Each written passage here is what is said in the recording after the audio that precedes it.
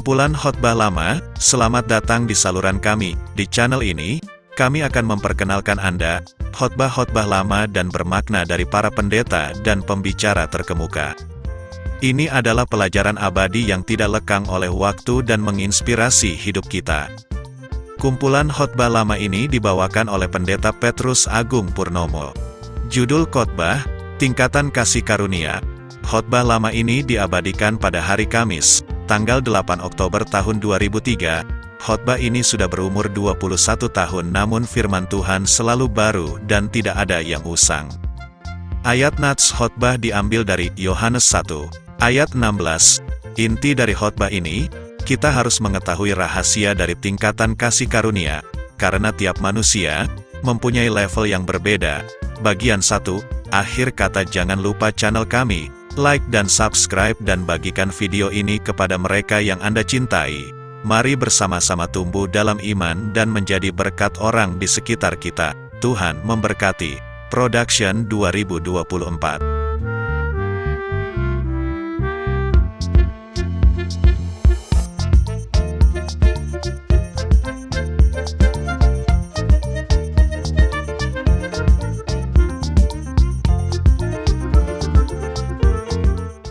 Shalom saudara. Kalau Anda cari Tuhan sungguh-sungguh, saya mendorong Anda bisa hadir 2 hari ini.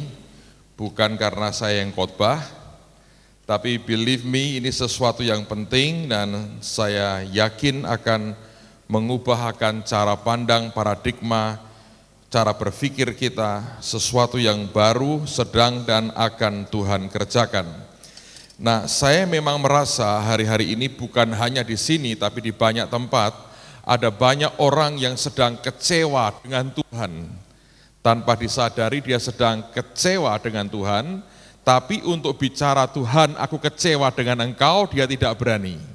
Jadi dia hanya menggerutu, dia hanya simpan di hati, tapi banyak orang berkata, kok Tuhan begini, kok Tuhan begitu. Jadi ada banyak orang yang diam-diam menaruh kekecewaan dengan Tuhan. Saya beberapa hari terakhir ini menerima surat-surat orang konseling dan itu makin hari makin banyak. Saya mencoba semaksimal mungkin saya balas satu persatu walaupun itu berat sekali. Dan cukup banyak surat-surat itu dari berbagai kota yang menyatakan akan tadi yang saya katakan sebetulnya di hatinya ada kekecewaan dengan Tuhan. Dan saya heran melihat orang-orang yang kecewa dengan Tuhan, karena kalau Anda kenal dengan Tuhan, sebetulnya tidak ada alasan buat kita kecewa dengan Tuhan. Nah, dalam 2 hari ini saya mau sharingkan apa yang Tuhan baru ajarkan dalam hidup saya. Dan memang betul kata firman Tuhan, kecaplah dan lihatlah betapa baiknya Tuhan itu. Rupanya Allah kita, kalau ingin mendidik kita, ngajarin kita itu bukan seperti logika manusia kita. Kita selalu ingin lihat dulu, baru kita mengecapnya. Tuhan berkata, kamu jalani, kamu alami dulu, nanti aku akan jelaskan kepadamu segala sesuatunya, sehingga mata rohanimu bisa melihatnya. Nah, dalam kira-kira 2 minggu terakhir ini, saya yakin teman-teman beberapa pengurus yang datang ke Semarang, mengerti apa yang sedang kami alami dengan Tuhan. Dan buat saya ini seperti hidup antara mimpi dan kenyataan. Saya lagi bingung saudara, jadi kalau salah-salah ngomong maafkan saya karena lagi bingung ini sebetulnya. Antara mimpi dengan kenyataan, dan sempat terus terang saya berkata gini, aduh Tuhan, kalau gitu yang tak ajarkan selama ini keliru. Nah, Tuhan baik, dia berkata tidak keliru, cuman aku ajari kamu sesuatu yang lain. Nah, yang membuat saya bingung apa? Anda perhatikan baik-baik ya, ini kalau Anda bisa nangkap dengan rohmu nular, kalau nggak bisa saya nikmati sendiri. Saya tanggal 21 September yang lalu, kami ini mulai pemancangan tiang pertama pembangunan akan gedung gereja yang baru. Kami beri nama The Holy Stadium. Itu karena bentuknya seperti stadium dan kita beri nama Holy Stadium, Stadion Kudus bagi Tuhan, luar biasa. Dan kalau jadi kelak, dan pasti akan jadi dalam nama Yesus, itu akan bisa nampung sekali kebaktian sekitar 12.000 orang. Jadi Anda bayangkan kalau ini 2.000, nanti akan dibangun itu 6 kali lipatnya yang Anda tempati sekarang. Saya belum bisa kebayang karena belum pernah mengamati dengan jelas itu gedung kalau 12.000 kayak apa. Saya belum pernah ngerti, di gambar saya punya gambarnya tapi saya tidak tahu seperti apa. Dalam hitungan yang ada, Tuhan itu baik sekali saudara. Dia berkata jangan bangun yang mewah, bangun yang sederhana, yang simple, tapi itu punya kegunaan yang maksimal. Jadi Tuhan memberi kami anugerah dalam gambar yang kami bangun itu, ternyata dibutuhkan untuk gedungnya, kami ini butuh uang sebetulnya totalnya sekian. Nah, ini kalau Anda hitung semua itu nolnya 10 ya. 0,10 itu kalau Anda pakai makan, cari makan apa ya Cirebon ya? Jamblang itu kira-kira 2 abad baru habis saudara. Ya toh? Kalau Anda makan nasi jamblang ya 20 nolnya 2 nolnya 10 di belakang ini sebetulnya 2 abad kira-kira baru habis. Nah, jadi ini pergumulan, saudara ya. Saya ceritai apa adanya ya. Pada waktu kita buat pemancangan tiang pertama itu, uang kami itu hanya 1,8. Nah, Anda bisa bayangkan, ini hanya cukup untuk fondasi. Belum slope-nya, belum apa-apanya. Kalau untuk slope dan sebagainya kira-kira mesti butuh 3 miliar lebih, saudara. Jadi, tapi untuk pancang, untuk fondasi semuanya, ini uang sudah cukup. Nah, tapi kebutuhan kami sekian. Tuhan kirim hambanya, ada Brother John Avansini datang.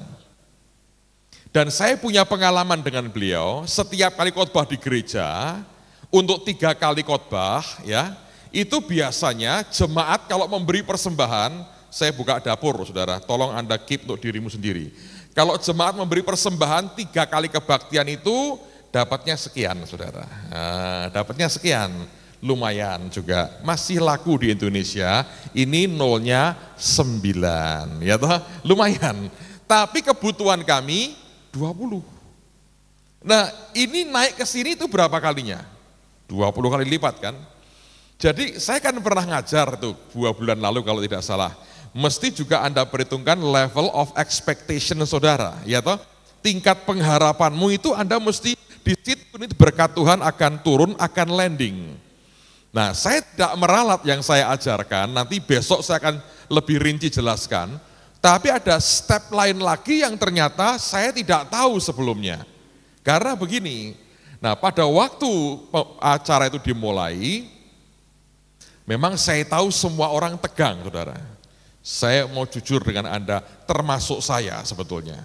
Karena 4:30 pagi saya ditelepon oleh John Avansini, rupanya dia semalaman susah tidur menghadapi hari itu. Lalu jam 5 akhirnya nyambung ke saya, 4:30 yang angkat pembantu, diajak ngomong bahasa Inggris, ditutup sama dia karena panik. Jam 5 kemudian dia telepon lagi, saya angkat. Lalu kemudian kami bicara dan dia berkata, Tuhan perintahkan caranya begini, begini, begini. Besok lebih detail saya cerita. Nah, saya pada waktu berangkat ke gedung itu, saya berkata, saya loh saudara ya, berkata, Tuhan, kalau sesekali buat kejutan ya bagus, ya toh. Ini kan abad 21, engkau mau datang itu buatlah kejutan sekali-sekali. Nah, sekali kebaktian selesai begini kan ya rada enak, saya berkata. Tetapi, nah itu kan bukan level of expectation. Itu hanya gumaman orang yang sebetulnya ya kepengen aja, tapi saya nggak punya, Bapak beriman segitu? Tidak. Saya berkata begini, tapi Tuhan, kalau engkau bisa beri kami sekian saja, waduh aku sudah thanks a million, saya bilang thanks a million. Karena ini dari kebiasaan naik berapa? 4 kali lipat, ya kan? Dan bagaimanapun kan saya ngerti jemaat, tapi sekarang saya berkata, saya tidak tahu mereka sebetulnya. Tuhan yang paling tahu, jadi saya minta angka 4 saudara, saya minta angka 4, enggak banyak-banyak. 4 sajalah Tuhan, nanti ini bisa untuk biaya atap juga, bisa agak naik, ya toh bisa masang atap, sudah lumayan. Yang lain-lain ya nanti kok pelan-pelan kirimlah, karena saya tahu dari banyak cerita, katanya kalau bangun gereja itu mesti bertahap, pelan-pelan, lama, agak tertunda-tunda, tersendat-sendat. Jadi saya pikir saudara itu begitu nanti juga pergumulan yang begitu, ya kan? Jadi saya minta, ya ini ajalah Tuhan, cukup buat saya. Saya sudah terima kasih, berjuta-juta terima kasih. Saudara tahu apa yang terjadi? Pada waktu beliau menyampaikan firman, selesai, kemudian persembahan, lalu kami selesai kan, ada yang urus sendiri ngitung, itu ngitung kira-kira hampir 4 jam, saudara, ngitung persembahan itu, dibantu oleh cukup banyak orang yang sudah biasa itu. Terus kita teruskan upacara, diurapi dengan minyak, pencet tombol, dimasukin segala macam, sampai selesai. Kira-kira setengah 4 sore, saya ditelepon bagian keuangan. Dia berkata, Pak, ini sudah selesai semua. Lalu kemudian itu membuat saya kaget, saudara. Sebab saya berkata, kamu salah ngitung. Bisa nggak diulangi? Pak, ini 4 jam karena kami juga menduga begitu. Jadi kami ulang-ulang beberapa kali, hasilnya sama Pak. Tidak ada 0, sekian berbeda. Anda tahu yang terjadi, pagi itu Tuhan bukan beri seperti level of expectation saya. Dia beri sekian. Sorenya ditambah 1 lagi. Jadi berapa? Ini dengan janji iman tentu ya. Dan semua tulis nama, alamat jelas. Dan total itu duitnya sekian, saudara. Ayo, kok bisa ya? Saya hanya pengen sekian. Dia beri saya sekian. Plus, jangan tegang loh saudara kalau ini ada dalam, ini masuk lagi ya saudara, ini masih belum selesai. Ini ada lagi 8 tanah, 1 rumah, lalu apalagi 1 mobil minibus dari Jakarta disopirin oleh pendetanya sendiri, dipersembahkan sambil nangis, ada perhiasan, ada handphone, macam-macam ini. 1 orang mengatakan semua kebutuhan pasir, dia yang tutup semuanya. 1 orang pagar, besi, muterin kotak yang kami ada ini tanah, semua. Dia bilang, pilih modelnya seperti apa, saya buatkan gratis. Orang yang sama, dia berkata semua kebutuhan stainless steel, apapun, berapapun, model seperti apapun, tinggal pilih panitianya, tunjuk aja, tutup mata, saya kerjakan gratis. Ayo saudara. Dan ini masih terus jalan, orang-orang memberi. Jadi saya tadi berkata antara saya ini sadar dan mimpi ini sedang di tengah-tengah saya sekarang ini. Sambil lihat loh kok begini, kok bisa begini. Itu Brother John waktu saya tunjukin angkanya, sekian detik tidak bisa ngomong apa-apa. Sudah nahan nangis sama istrinya, cuma angkat tangan begini. Tidak ada orang menduga. Dan memang anak Tuhan itu memang nakal-nakal, habis persembahan saling tebak-menebak buat kuis, kira-kira dapatnya berapa. Saya termasuk yang kurang beriman, yang tertinggi pernah nebak itu 10. Lewat juga saudara. Tidak ada 1 orang yang bisa menduga bahwa Allah beri angka sekian. Memang ini janji iman, tapi lengkap semua. Dan orang-orang yang memberi gede saya kenal pribadi. Saya tahu mereka bukan orang iseng asal nulis. Ayo saudara, kok bisa begini? Tambahin lagi ya, IMB kan kita mesti bayar. Kita terakhir dapat diskon 90% diskon. Jadi hanya bayar berapa? 10%. Masuk akal nggak? Nggak masuk pun mau nyatanya begini saudara. diskonnya 90%. Ayo, saya bingung terus terang.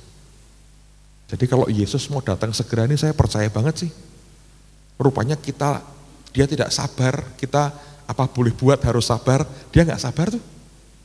Dia kerjain tuh. Ayo, di mana kebenarannya? Iman saya nggak nyampe, pengharapan saya nggak nyampe. Nah ini 2 hari ini kita belajar. Anda tahan 2 hari, dapat utuh, enggak tahan 2 hari, dapat separuh, enggak jadi apa-apa. Sekarang mari kita lihat firman, bagian firman demi firman. Sebetulnya pengakuan iman Anda ini, kalau Anda ngerti, kita selesai, boleh pulang, saudara. Tapi seringkali kita sekedar membaca. Jadi mari kita lihat firman sekarang. Yohanes pasal yang pertama, lihat pada ayat yang ke-16. Kita akan pelan-pelan ya, lihat pelan-pelan. Kok bisa begini Pak? Kok bisa begini? Nah ini Tuhan ngajar saya beberapa hal, saya mau dasari pada malam ini dengan ini dulu. Nanti besok kita akan bicara lebih detail lagi. Yohanes pasal yang pertama, ayat 16. Tunggu, sebelum saya baca. Anda kepengen nggak hidup Anda ngalami kayak begini-begini, saudara? Lebih dari apa yang Anda pikir segala macam. Coba yang kepengen angkat tangan lah, yang tidak kepengen saya bisa tahu siapa yang, oke. It's your choice, it's your choice. Banyak orang berpikir, itu kan dia, selalu salahnya di situ. Kalau saya ngajar, orang berkata, iya dia pendeta sih. Coba Anda jadi pendeta, saya mau lihat hidupmu kayak apa. Gitu. Oh iya itu kan dia. Lah kalau sudah begitu, tidak usah dengerin khotbahnya orang lain. Gitu. Tidak usah ke gereja, baca Alkitab di rumah, saya pengen lihat seperti apa. I think itu reaksi yang salah. Mari lihat ayat 16. Karena dari kepenuhannya, kita semua telah menerima kasih karunia demi apa? Kasih karunia. Jadi ada namanya from grace to grace. Dari kasih karunia kepada kasih karunia berikutnya. Tuhan itu kasih karunia-Nya tidak hanya sekali diberi. Tapi Alkitab mengatakan dari kepenuhannya yaitu Kristus itu kita semua, tidak hanya 1-2 orang tertentu, kita semua kata Alkitab. Semua termasuk saudara kan? Ya toh? Yang percaya kepada Kristus Yesus. Kita semua telah menerima kasih karunia demi kasih karunia. Jadi yang namanya kasih karunia itu berkesinambungan. Oke?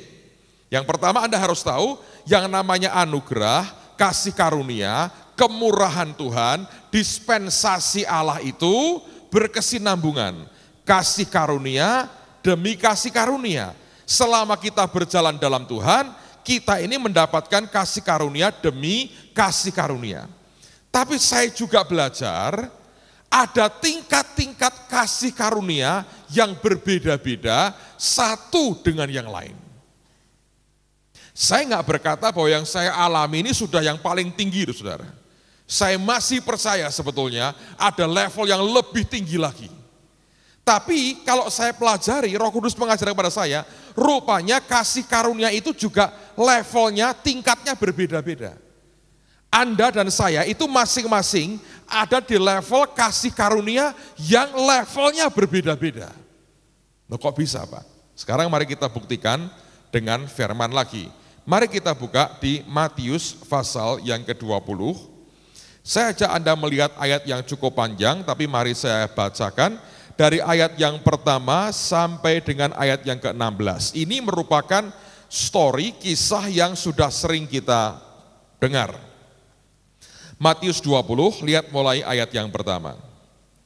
Adapun hal kerajaan surga sama seperti seorang tuan rumah yang pagi-pagi benar keluar mencari pekerja-pekerja untuk kebun anggurnya. Setelah ia sepakat dengan pekerja-pekerja itu mengenai upah sedinar sehari, ia menyuruh mereka ke kebun anggurnya. Tolong garis bawahi kata sepakat dulu ya. Ayat yang berikutnya. Kira-kira pukul 9 pagi ia keluar pula dan dilihatnya ada lagi orang-orang lain menganggur di pasar. Katanya kepada mereka, pergi jugalah kamu ke kebun anggurku, dan apa yang pantas, garis bawahi kata pantas itu, akan kuberikan kepadamu. Dan mereka pun pergi. Kira-kira pukul 12 dan pukul 3 petang, ia keluar pula dan melakukan sama seperti tadi. Ayat 6, kira-kira pukul 5 petang, ia keluar lagi dan mendapati orang-orang lain pula. Lalu katanya kepada mereka, mengapa kamu menganggur saja di sini sepanjang hari? Kata mereka kepadanya, karena tidak ada orang mengupah kami. Katanya kepada mereka, pergi jugalah kamu ke kebun anggurku.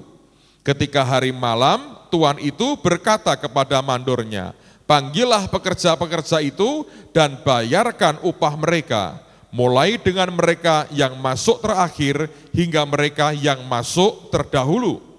Maka datanglah mereka yang mulai bekerja kira-kira pukul 5, dan mereka menerima masing-masing 1 dinar. Kemudian datanglah mereka yang masuk terdahulu, sangkanya akan mendapat lebih banyak, tetapi mereka pun menerima masing-masing 1 dinar juga.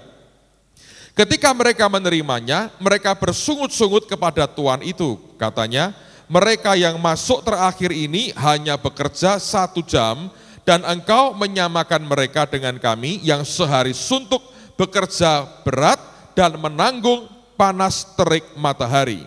Tetapi tuan itu menjawab seorang dari mereka, saudara, aku tidak berlaku tidak adil terhadap engkau.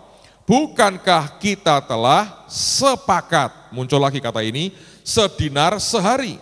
Ambillah bagianmu dan pergilah, aku mau memberikan kepada orang yang masuk terakhir ini sama seperti kepadamu. Tidakkah aku bebas mempergunakan milikku menurut kehendak hatiku? Atau iri hatikah engkau karena aku murah hati? Demikianlah orang yang terakhir akan menjadi yang terdahulu, dan yang terdahulu akan menjadi yang terakhir. Nah, perhatikan saudara. Kalau Anda perhatikan, nilai nominalnya sebetulnya mereka terima sama enggak? Sama ya. 1 hari kerja dapat berapa? 1 dinar. Tapi kalau Anda bagi per jamnya, yang paling tinggi gajinya adalah mereka yang masuk kapan? Terakhir, jam 5 sore. Nah, perhatikan baik-baik. Tuhan mengajar pada saya begini. Mengapa yang justru masuk paling terakhir dapatnya paling banyak?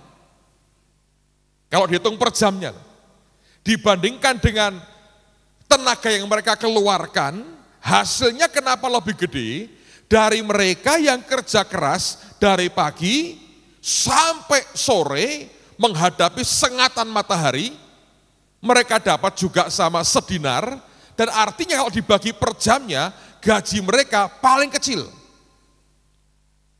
Nah, ini bicara sebetulnya kasih karunia itu punya level, tingkatan. Nangkap saudara. Semakin saudara punya bargaining position atau posisi tawar, menawar dalam hidupmu, dan merasa sudah kerja keras dan berbuat sesuatu dengan tenagamu, semakin rendah level kasih karunia dalam hidupmu. Perhatikan, yang pagi kerja itu harus ada sepakat. Kata ini menunjukkan sudah terjadi tawar-menawar. Ya toh? Dia minta sekian, tuannya minta sekian. Dia sekian, tuan sekian. Dari hasil tawar-menawar itu, lalu ada apa? Kesepakatan. Orang yang paling awal masuk itu merasa aku punya bargaining position. Engkau membutuhkan aku. Aku ini dibutuhkan. Sehingga dia berkata, ayo berapa dulu duitnya? Nangkap saudara. Banyak orang merasa punya kekuatan tertentu. Banyak orang merasa punya keahlian tertentu. Banyak orang merasa dibutuhkan Tuhan dan yang lain. Banyak orang merasa aku punya kemampuan tertentu. Dengan Tuhan dia selalu tawar-menawar. Dia punya bargaining position. Kalau begitu caranya, Tuhan bisa pakai engkau. Dan ketika dipakai, orang ini akan merasa dia berjasa. Nah, kalau tingkat pemahamannya masih begini, dia di level yang paling rendah. Lalu perhatikan, yang dipanggil yang kedua, itu hanya yang pantas. Dia sudah makin rendah bargaining positionnya. Tapi tuannya masih harus bicara dengan dia sesuatu yang akan memberikan jaminan bahwa dia akan dapat upah. Artinya walaupun sudah terlambat masuknya, masih punya perasaan aku dibutuhkan, dia kurang pegawai. Nangkap ya? Tapi kalau Anda perhatikan nanti, yang paling mentok tuh yang jam 5 sore. Sebab apa? Sejam lagi waktu kerja sudah habis. Dan ketika ditanya tuannya, mengapa kamu nganggur? Dia berkata, tidak ada orang yang mempekerjakan kami.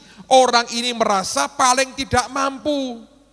Orang ini merasa paling berkualitas, karena itu aku yang diangkat jadi pegawai dulu. Tapi yang jam 5 sore itu sudah makin hopeless, makin tidak punya harapan lagi. Dia berkata, ayo kerja.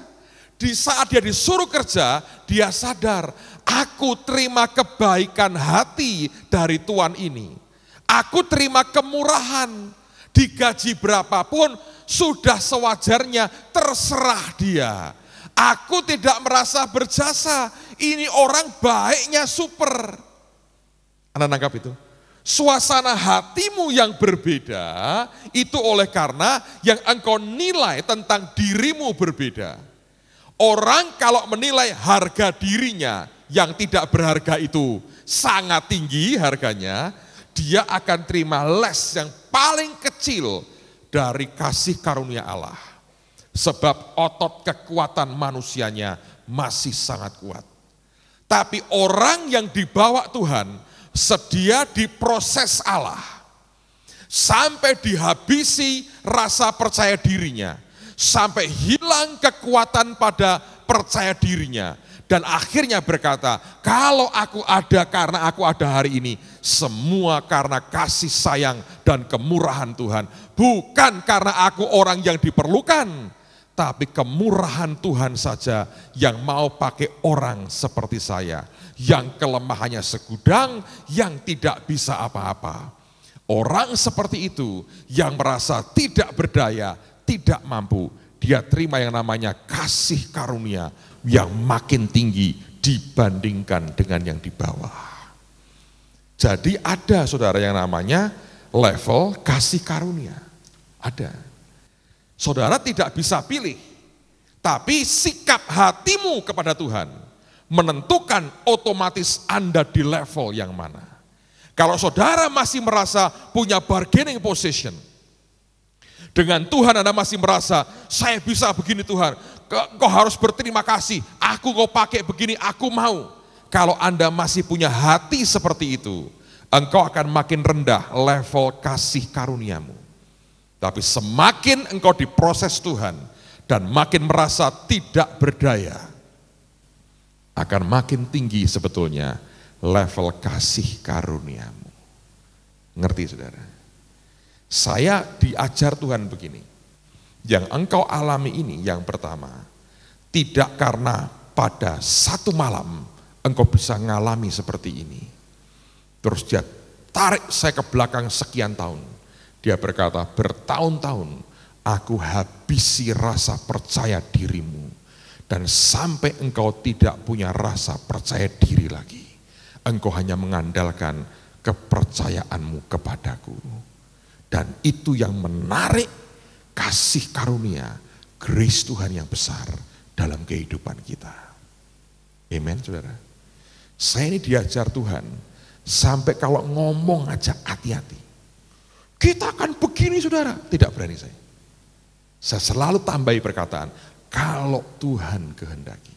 Bukan karena kebiasaan, sebab sadar tidak ada bagian apapun yang kita rencanakan yang sempurna kalau bukan Tuhan yang mengiyakan dan sumbernya dari Dia. Bisa ngerti nggak saudara yang ini? Ayo coba renungkan dulu beberapa saat.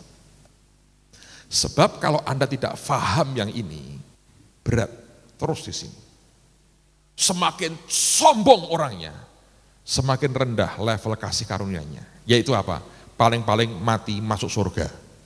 Di dunia susah payah dia. Ngadepi, jungkir balik, dibentur sana, bentur sini. Nah, tergantung level kekerasan hatimu seperti apa. Makin mau dilembutkan, itu makin naik, makin naik, makin naik. Tiba-tiba orang berkata, kok enak ya orang ini. Beberapa orang merespon dengan cara salah. Kemarin saya telepon Pak Yusak, ngobrol-ngobrol, dia ngomong sama saya, kamu hati-hati loh Gung, banyak orang iri sama kamu. Loh kok iri ngapain? Saya bilang, saya juga kagak ngerti apa-apa. Karena mungkin ada beberapa orang berkata, ya itu enak sekali, begini. Salah toh responnya. Anda iri, engkau tidak akan dapat seperti ini. Nangkap saudara? Dan tidak ada gunanya. Sebab Tuhan akan berkata yang sama. Apakah engkau marah kalau aku ini bermurah hati? Enggak bisa kan saudara? Jadi yang pertama Anda mesti ngerti, ini ada level kasih karunia. Nah sekarang mari kita lihat lebih jauh. Balik ke Yohanes pasal yang pertama tadi. Bagaimana kita bisa mulai menikmati kasih karunia Tuhan? Sekarang teruskan ayat 16, kita akan juga baca juga ayat 17. Yohanes pasal pertama ayat 16 dan ayat yang ke-17. Karena dari kepenuhannya kita semua tanpa terkecuali seharusnya telah menerima kasih karunia demi kasih karunia. Sebab perhatikan ini, hukum Taurat diberikan oleh Musa, tetapi kasih karunia dan kebenaran datang oleh siapa? Yesus Kristus. Jadi kasih karunia ini kembarannya masuknya bersama kita, bersama dengan yang namanya kebenaran. Nah Anda harus mengerti, karena itu orang Kristen mesti belajar mencintai firman, yaitu kebenaran ini loh saudara. Anda mesti cintai karena Yakobus mengatakan ini merupakan kitab yang sempurna. Anda mesti teliti ini kebenaran, ini kitab yang sempurna, hukum yang sempurna. Ini kebenaran ini. Untuk Anda bisa mengalami kasih karunia, Anda masih terhisap dan menghisap firman ini all out dalam hidupmu. Lalu engkau akan diajari begini, dipimpin Tuhan langkah demi langkah, step by step. Di situ engkau akan belajar karena firman ini seperti cermin buat kita. Kita bisa bercermin dan sadar siapa kita dan di mana kita hari ini. Amen, saudara. Kalau enggak bisa. Karena Alkitab berkata, kasih karunia dan kebenaran, tidak dipisah itu. Kasih karunia dan kebenaran datang oleh Yesus Kristus. Nah, sekarang saya buktikan. Pak, apa betul itu berkaitan? Sangat berkaitan. Mari kita lihat Efesus pasal yang kelima. Ini indah sekali. Saya baru sadar pemahamannya beberapa hari yang lalu sebetulnya. Kami ada tamu dari Texas juga, Pendeta Charles Niemann namanya, dan beliau mengungkapkan sedikit akan ayat ini dan saya berkata, waduh, selama ini saya tidak tahu, tapi perhatikan apa yang Tuhan mau sampaikan buat kita. Efesus pasal yang kelima, perhatikan pada ayat yang ke-27. Perhatikan ini. Supaya dengan demikian ia menempatkan jemaat di hadapan dirinya dengan cemerlang. Maksudnya apa? Tanpa cacat atau kerut. Coba garis bawahi kedua kata, cacat dan kerut. Atau yang serupa itu. Tetapi supaya jemaat kudus dan tidak bercela. Kerinduan Tuhan itu adalah jemaat yang pertama tanpa cacat, yang kedua tanpa kerut. Nah ini artinya apa? Banyak orang mengatakan artinya kita sama sekali tidak berbuat dosa, hidup sempurna 24 jam sehari. Secara manusia kita mengerti itu tidak mungkin. Kecuali Tuhan menyempurnakan kita, membenarkan kita. Nah, tapi ada dua kata di sini. Yang pertama kata cacat, tak bercacat. Kata cacat itu dalam bahasa Inggrisnya itu spot, tanda. Nah, kalau Anda perhatikan dalam zaman Rasul Paulus, dulu kalau orang nyembah berhala tertentu, di dahinya itu dicap simbol berhala itu. Kalau Anda ke India hari ini, itu masih ada. Pak, jauh amat Pak, nonton film India, sekali aja. Anda lihat, ada yang digaris begini, ada yang begini, ada yang begini ya. Itu simbol dari dia di kuil mana. Nah, zaman dulu, orang nyembah dewa apa, atau ilah apa, ada tanda di sini. Yang Paulus katakan tanpa cacat artinya, orang itu di dahinya tergambarnya hanya Kristus Yesus. Tidak ada yang lain. Termasuk duit juga nggak di sini, saudara. Yang di dahi kita hanya satu, yaitu apa? Kristus Yesus. Hanya tanda kepemilikan bahwa kita miliknya Kristus Yesus. Jadi yang Tuhan mau jemaat, yang hatinya nyembahnya total hanya nyembah Yesus dan tidak nyembah yang lain. Nangkap ya? Yang kedua, dia tidak mau ada jemaat yang punya kerut. Saya mau tanya, siapa yang wajahmu mulai berkerut? Coba angkat tangan. Ada yang berkerut? Anda kencang semua yang 30, 50 ke atas? Jujur. Siapa yang merasa wajahmu berkerut? Coba angkat tangan. Semua yang berkerut, saudara, bayi pun berkerut. Mana ada orang tidak berkerut? Itu robot dari baja itu namanya ya, bukan manusia. Tapi orang mengaku berkerut kan malu. Wah, kok berkerut? Sudah dekat waktunya ini. Nah, ya tidak, semua manusia berkerut. Tapi begini, zaman dulu saudara, kalau ada laki-laki mau menikah, yang carikan istri itu maminya. Kalau Anda ke Timur Tengah hari ini, di bagian negara-negara yang masih ketat tradisinya, itu begitu juga. Jadi nggak ada laki-laki itu terus jelalatan kayak sekarang itu, lihat sana, lihat sini, pakai kaca pembesar, lihat ini perempuan ini nilainya berapa, ini poinnya berapa, nggak ada. Ini cantik, ini jelek, yang ini cantik tapi hati kayak Isabel, ini wajah jelek hati malaikat, aku pilih yang mana ya, penggabungan dua-duanya kok nggak ada, gitu nggak ada. Yang carikan mamahnya, si mamah ini yang cari jodoh buat anak laki-lakinya.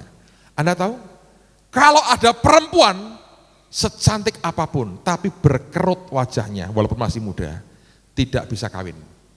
Kenapa? Tidak ada orang tua mau pilih dia jadi menantunya. Kenapa, saudara? Kenapa kalau gadis sudah berkerut wajahnya, gitu ya, tidak kepilih sekalipun dia cantik. Sebab mereka dulu percaya begini, kalau ada gadis wajahnya berkerut, menandakan apa? Dia tidak percaya papahnya bisa memberikan penghidupan untuk masa depannya. Ngerti? Jadi pengantin mempelai Kristus itu kalau berkerut artinya engkau termasuk orang yang tidak bisa percaya bahwa Bapakmu di surga sanggup mencukupi semua kebutuhanmu. Jadi kalau Anda masih bingung terus berkerut, Yesus lihat, sorry ini bukan mempelai saya, tidak percaya Bapak, masa mau kumpul sama Bapak di surga? No way, kumpul sama yang lain, tidak kepake saudara. Nah kalau jasmani berkerut ya normal wong manusia, mesti makin tua makin berkerut. Tapi kalau secara roh Anda ketahuan berkerut mukamu, itu tidak bisa jadi mempelainya Kristus. Karena ini sebetulnya mengacu pada tradisi waktu itu, kalau ada gadis berkerut mukanya, artinya calon mertuanya tahu, ini dengan bapaknya tidak bisa percaya. Nah, dalam hidup kita sama. Anda bisa nggak percaya dengan Bapakmu di surga? Bisa, tapi masih kecewa dengan Bapak. Ya toh? Mana Tuhan? Dia enak diberkati. Saya terima surat itu begitu saudara. Bapak enak hidupnya, begini. Tahu semua yang saya punya? Saya bagaimana Pak? Mana saya berdoa, puasa, baca Alkitab, memberi perpuluhan, tidak ada gunanya. Ngamuk-ngamuk. Dia marah dengan siapa? Saya bawa ke hamba Tuhan, suruh konseling langsung. Itu hamba Tuhan memberikan bukan dari firman Tuhan. Tidak sesuai firman. Berarti dia tahu firman tuh. Mbok jalani aja firman yang dia tahu. Kok mesti konseling? Sebetulnya itu pahitnya dengan siapa? Dengan Tuhan. Berkerut wajah rohnya. Ngerti? Tidak bisa percaya, bapaknya akan pelihara hidupnya. Nah, untuk membersihkan itu bagaimana caranya?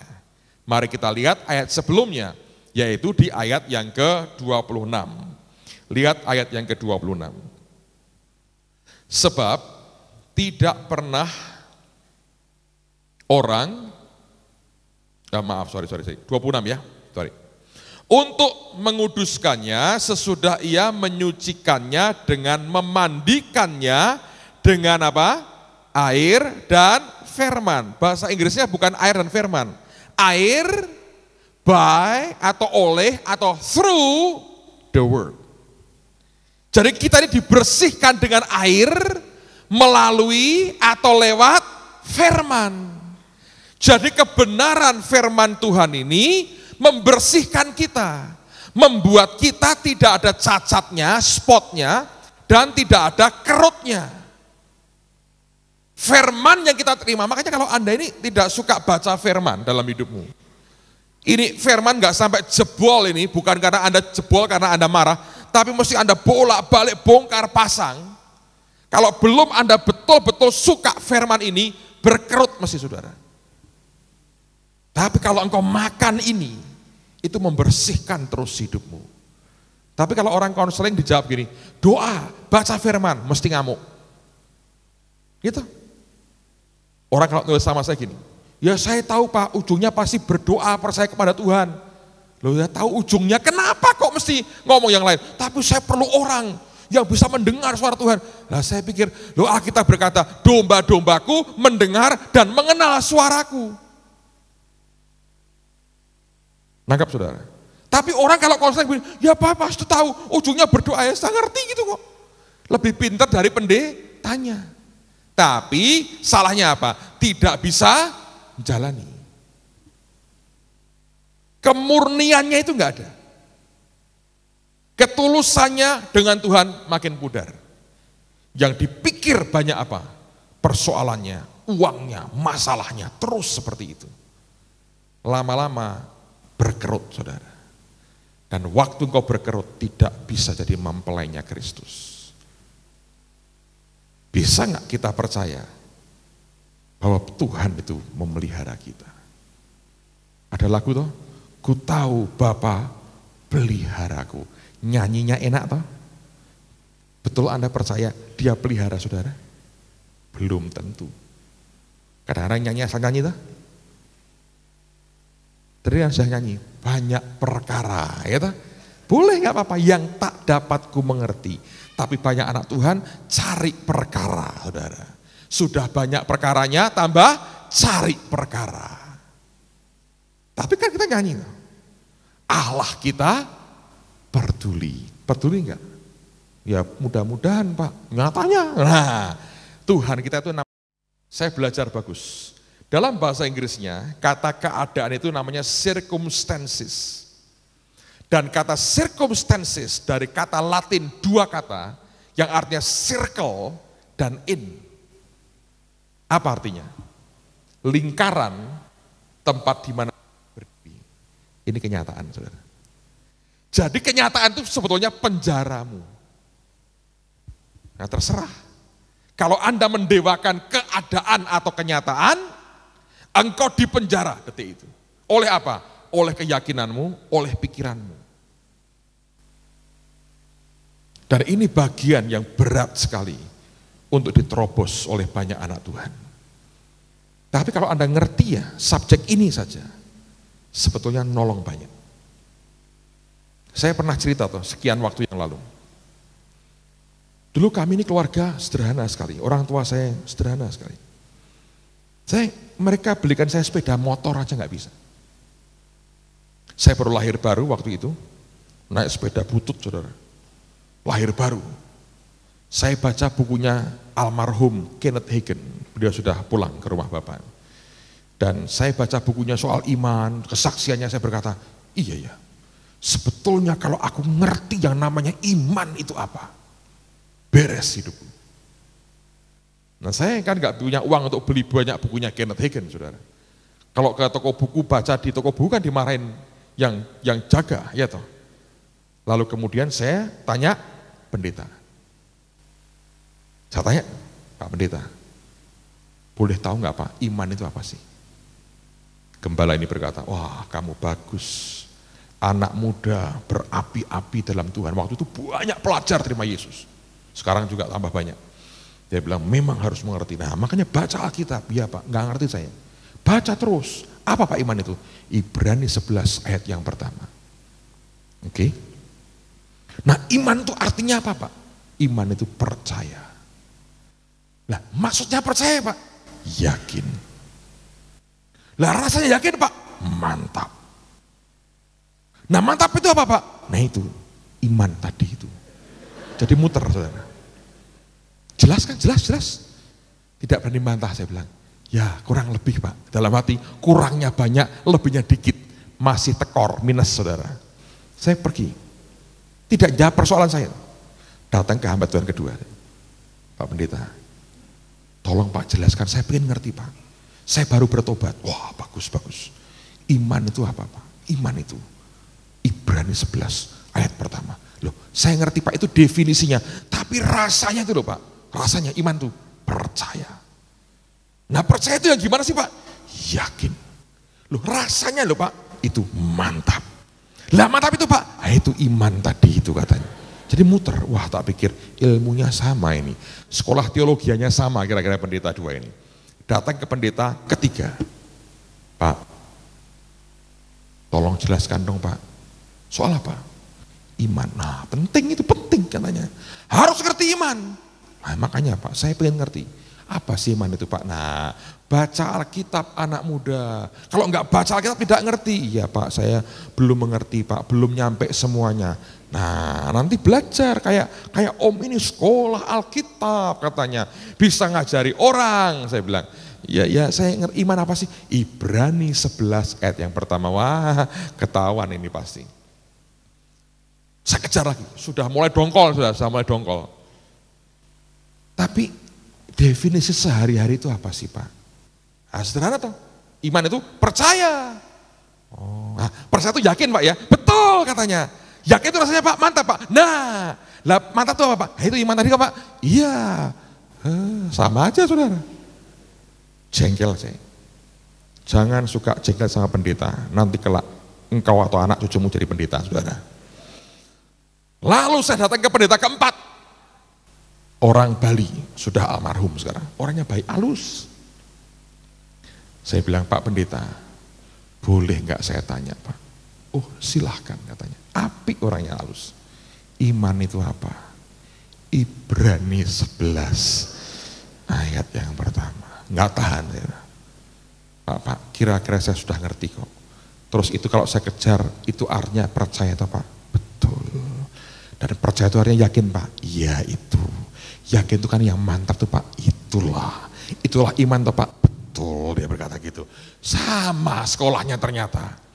Saya bilang gini ya Pak ya, saya ini orang yang pragmatis saja. Saya sekarang ini tidak punya motor Pak, susah cari jodoh Pak, naik sepeda apel tidak laku, saya berkata. Susah, saya mulai mau kuliah Pak, ini kampus saya jauh. Naik sepeda ini bisa kayak atlet saya Pak, saya berkata, saya butuh motor. Tolong Pak ajari saya dari firman. Supaya saya bisa beriman, ngerti iman itu apa, sampai saya dapat sepeda motor. Dah langsung aja. Daripada muter-muter nggak tahu jawabannya toh.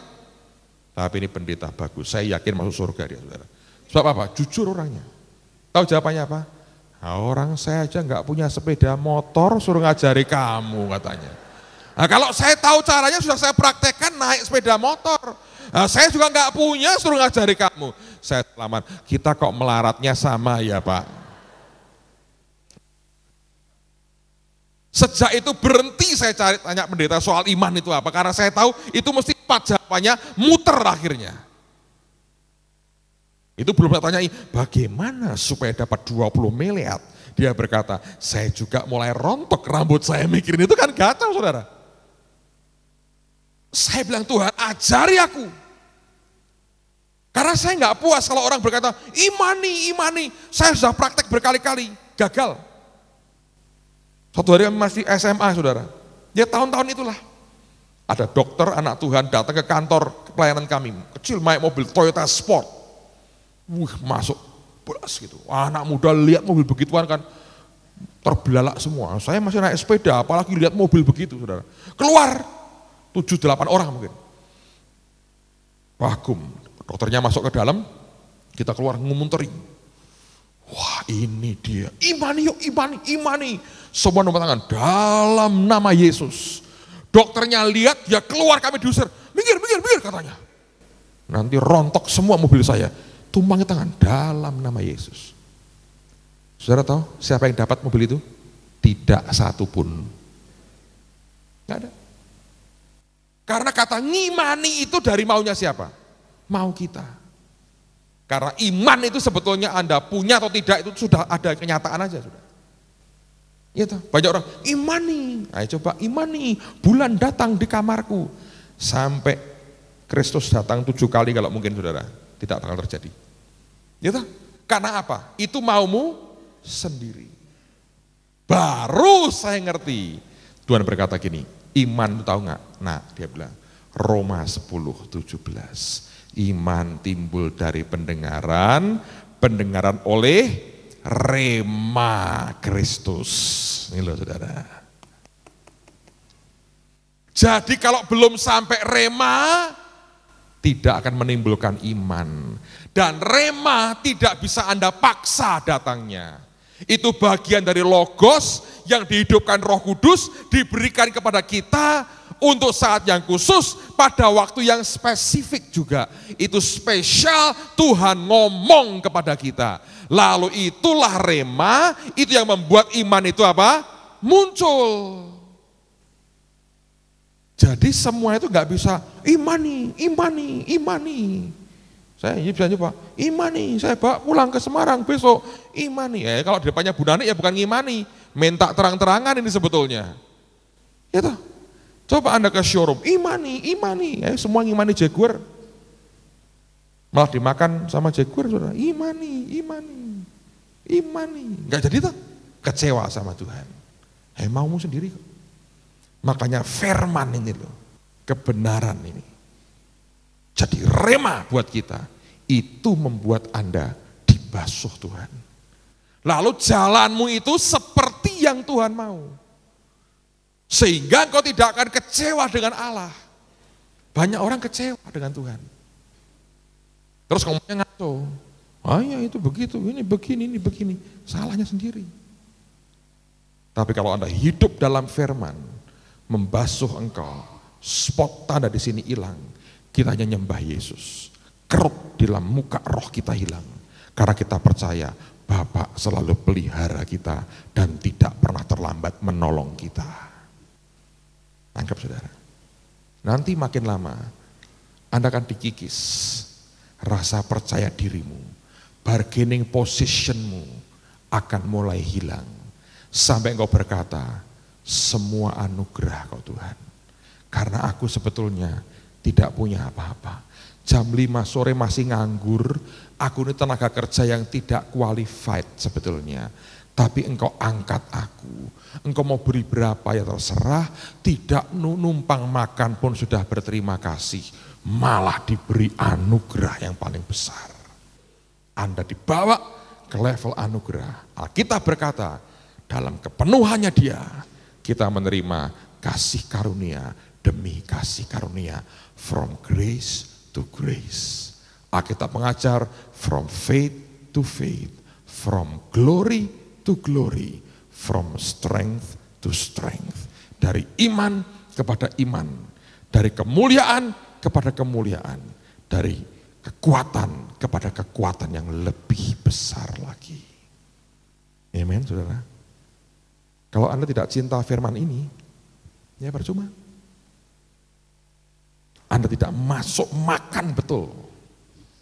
Coba, tadi Anda buat pengakuan apa? Akan hidup menurut ketetapan Tuhan. Nah kalau ketetapannya tidak tahu itu Anda mau hidupin apanya saudara? Baik saya mau ikuti ketetapan Tuhan, yaitu pertama. Apa ya? Pertama ya. Yang dia mau apa ya? Nggak tahu ya? Ya udah nggak tahu. Jadi pengakuan kita ini tidak berguna banyak. Padahal Alkitab berkata, kalau Anda ngikuti ketetapan, berpegang pada perintahku dan melakukannya. Nah kalau itunya nggak ngerti, mau ngelakuin apa? Ya, seperti Anda dari sopir, bos masuk, ayo berangkat. Berangkat Pak, ya kemana Pak? Iya kemana kita ya? Bosmu lagi hilang ingatan. Berangkat, kemana Pak? Kemana kita ya? Kemana ya? Akhirnya apa saudara? Ya muter-muter aja tuh. Tidak pernah kemana-mana. Makanya cintai firman. Ini simple sebetulnya. Tapi kalau Anda bisa tangkap dengan rohmu, ini luar biasa. Firman ini kalau Anda makan terus, rema akan timbul. Rema muncul, iman muncul. Terus. Nah karena Anda dasarnya rema, hidupmu tergantung dia, bukan kemauanmu sendiri. Ya, sederhana sebetulnya. Tapi seringkali kita membuat jadi rumit.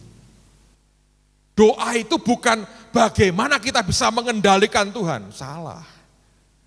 Doa itu sarana kita komunikasi dan mengaminkan apa yang dia katakan dalam kehidupan kita. Kalau tidak, Anda mesti kecewa. Aku sudah berdoa, sudah begini, sudah begitu. Percuma.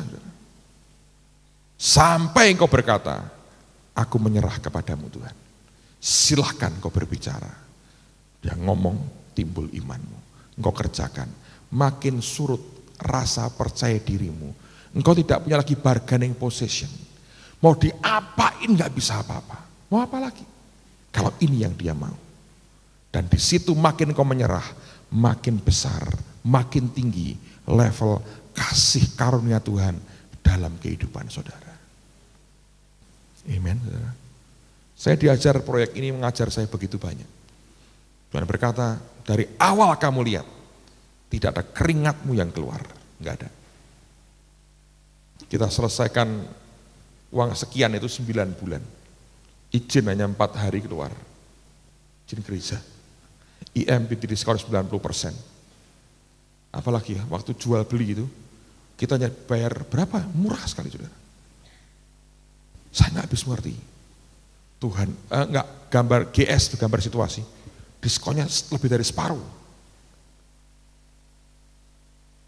Hebat Tuhan. Kemurahannya luar biasa. Teman-teman saya berkata, waduh kamu diberkati ya. No.